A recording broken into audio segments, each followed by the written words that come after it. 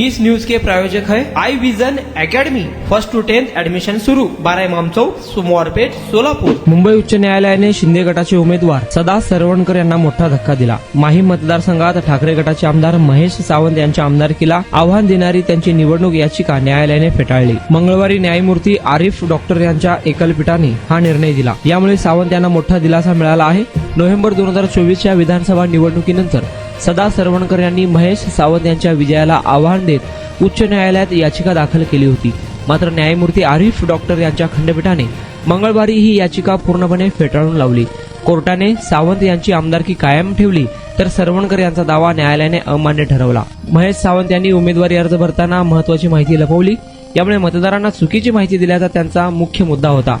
सरवणकर यांच्याकडून युक्तिवाद करण्यात आला की ही बाब गंभीर आहे आणि त्यामुळे निवडणूक रद्द व्हायला हवी। मंगळवारी दोन्ही बाजूंचे वकील युक्तिवाद करत होते। सर्व पुरावे आणि कायद्याच्या तरतुदीचा विचार करून कोर्टाने याचिका फेटाळली। कोर्टाने सांगितले की दिलेल्या आरोपामध्ये निवडणूक रद्द करण्यासारखे पुरेसे पुरावे नाहीत। निर्णयानंतर सावंत यांच्या समर्थकांकडून आनंद व्यक्त करण्यात आला। शिंदे गटाला हा मोठा धक्का मानला जात आहे।